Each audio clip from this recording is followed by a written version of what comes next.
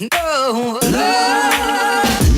yeah, no, no, no. Hi, I'm Lori Kuhn with Thrive Human Capital Development, and I'm here with Judy Dano, author of I didn't realize I had a choice.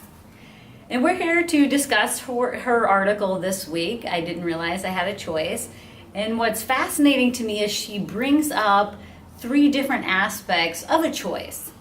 And so if you could tell us a little bit more about that, what inspired you to write the article, what the 3 choices are, that would be fabulous. Awesome.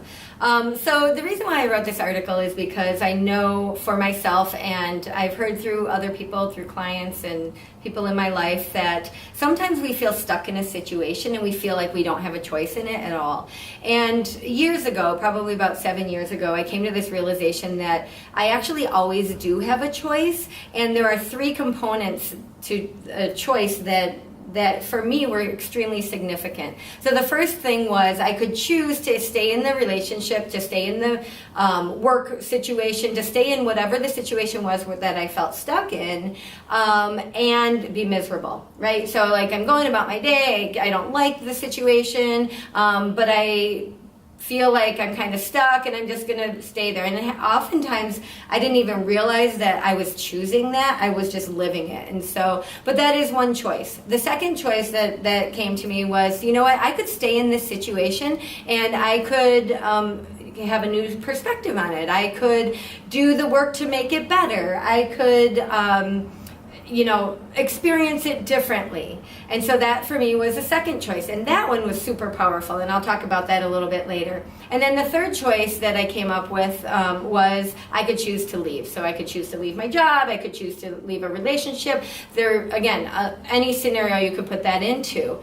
But what happened was I first thought that I only had 2 choices. I thought, well, I have to stay or I can go, right? Well, can we back up a little further? Because you mentioned that you didn't even realize you had a choice. Right. So back up to that point where you're in this situation and you're not thinking that you have any choices in it. How did you even get to the awareness that, wow, I can make choices here. I do have other options. Cool. So I think what it was for me, the choices felt too big. Right? Mm-hmm. So if I felt like I didn't have a choice, because if I chose one thing, it was going to have a significant impact maybe on other people, or it was going to have a significant impact, or like I had to pay bills, or there was something that made me feel like I didn't have a choice. And the reality was, and where the realization came in for me was, you know what, I do have a choice in it. I'm just choosing to stay because I don't like the consequence or the thing that I'm perceiving is going to happen if I make the choice to leave. So what I hear you saying is you were so busy thinking about what would happen if you made a choice that a choice wasn't even an option. Exactly. Okay. Exactly. And I love the thought of it being so big, that like the consequence felt so big to me that it seemed like it didn't give me a choice at all. And that's literally how it felt for me. So, then that realization, well, okay, so if I don't want to do this, I mean, that was like the awareness. That was the first step was, wow, I have this awareness that I could really not pay my taxes, right? If that was the thing. Everybody feels like everybody feels like, oh, I have to pay my taxes. That's what we always say. Like, there's 2 things that you have to do: die and pay your taxes. Or die paying your taxes. Or that. And so the reality is no, I don't have to pay my taxes, but if I don't pay my taxes, there are going to be consequences. Right. And so I'm choosing between 2 different scenarios, 2 different things that could potentially happen. And that got me into linear thinking, right? Well, it's this or that. Right. And so I got into this linear thinking of it, well, if I do that, if I stay, I'm just going to be miserable. And if I, go, then all of these big consequences that I don't want are going to happen. And so that kept me there. That kept me in this experience of misery and all of that. Mm-hmm. And what I think is beautiful is and so oftentimes we do this, and I know I do this, we go into one or the other. Mm-hmm. I either have to stay at my job or I have to leave my job. And so one of the things I usually encourage people to do is write down your 2 options, this or that. Those are the only ways I can think of right now. Write those down. cross them out, and come up with 8 other ways you could potentially do it. And even if you choose one of those 2, at least it gets your mind thinking beyond just this or that, just this or that. Because I know at Thrive we often talk about it's this and that. Mm-hmm. And it's hard to open yourself up to that when you're stuck and you're focused on just those 2 ways. So thank you for bringing that up. Yeah, cool. So when you were in that point where it was this or that, how did you get past that? Well, again, the awareness came to me that, you know what, I could actually choose to stay in this and be miserable. And this is how the awareness came for me. What happened is I didn't want to be miserable. Clarity is what happened for me. I got really clear. I started doing an exploration and seeing what I wanted to do with this situation. And so through my exploration, I came to the awareness that what I really wanted was to stay and be happy. Beautiful. And so, that's what we all want. Right, exactly. And so for me, it was about staying and then trying to figure out how to do that. And in the past, I had been in the situation trying to fix it, right? Mm-hmm. And that wasn't working for me. And because that wasn't working for me, I only thought I had the other 2 options. As soon as I came to the awareness that I could either change it, have a different perspective on the situation, go into it with a different perspective about the situation, or actually learn some new things, learn some new ways to try and make this work. And that's what I eventually ended up doing. I ended up learning some new ways to make it work. And that's beautiful, because so oftentimes we do get stuck on, I stay here or I leave, I stay or I leave, I do this or I don't do that. Yeah.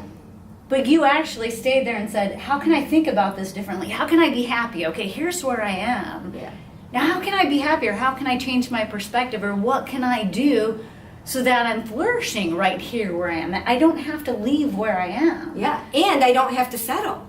Right. And that was my big thing. Was I had a realization about, a significant realization 7 years ago that life was meant to live it, not survive it. And so because of that realization, I went into that space of, well, you know what? I'm going to get everything that I want. I'm going to do the and. I'm going to stay in it, and I am going to make it better. And that's exactly then, that opened up the opportunity for me to see some other opportunities for growth and learning that I could then take some steps towards making it better. And the cool thing is, the realization that happened for me was, it was really not about changing the situation, it was about changing me. And that was really cool. Yes. So what happened was, I went through the exploration. I found the tools that I wanted to use, and through those tools, I became better at responding. I became more confident in who I was. I became more clear on what I wanted. And through that whole process, I was able then to shift the whole dynamic. And in that dynamic, I got both of the best worlds. Yeah. And that's cool, because it's not always, I need to do something now to get out of this because it's miserable. It's ultimately, I want to be happy. Yeah. And what steps can I start taking right here, right now, to start feeling that? Mm-hmm. And then that led you to all these other cool experiences. You got to experience yourself more. You got to stay in your situation. Yeah. You got all these awarenesses and realizations came, and you didn't have to make a this or that decision. No, I didn't. And I like what you said earlier about, looking at 8 different ways. And it could be 10, it could be 20, it could be 3. But just to look at different ways that this could possibly happen. Let's use our imagination a little bit. Let's dream a little bit. Let's go big. Let's think about, because a lot of times the reason why I'm stuck is because I'm not daring to dream big. I'm not daring to say, I would like it to be different. And so I'm saying it small. I'm saying I would like it to be different. Yeah. But I'm not willing to do the exploration and the imagination to see what it possibly could be, even larger than stay or go. Yeah. And like you said, I deserve this. Yeah, totally. Yeah, I deserve to be happy. It's not I want to be happy. It's no. Yeah. I deserve to be happy. I deserve to level up. I deserve to be who I want to be and do the things I want to do. Yeah, and I love what you just said about level up, because what I did was I used my challenge to help me level up, to help me become better, to help me, like I said earlier, learn to respond differently, learn to be more confident in who I was, learn to take life by storm, right? Live it, actually live it. Right, yeah. And that was a super cool shift for me. Well, I like that. Instead of life living me, I'm living my life. Yeah. And very so cool. the results were amazing. Like I've completely shifted the situation. I'm still in it happily and moving right along. And sometimes, there's a challenge in it and I still level up in it. And, but it's a different way of thinking. It's a different way of moving through life. Very cool. Yeah. Well, thank you very much for sharing that with us. Is You're welcome. there anything you would like the viewers to take from this? Maybe some tools that you learned how to use through this process? Sure. One of the things that I experienced was a tool that actually we use here at Thrive all the time called the Thrive Universal Tool. And there's a don't want and a do want side. And what that tool does is it helps you get clarity on what it is that you actually want. So oftentimes we think that we want something and we look at it as a whole. And this helps you break it down into the different steps and components of the situation. So then you can address each thing instead of, and shift it to what you actually want. So we use the don't want, like what you're feeling it. Like, I don't want to feel angry. I don't want to have to, do something that my boss wants me to do and I don't really want to do it. Whatever it is, you can put it on the don't want side, and then we use that to kind of, trampoline off of, bounce off of, to identify what it is that we truly do want. So the way it works is put on a piece of paper, put a line on the top, put a T, cross down, and on the left side go don't want, on the right side go do want, and list your don't wants first. And then as you go through that, then shift it over to the want. Cool. Well, thank you for sharing that with us. Yeah, you're welcome. You're welcome. No love.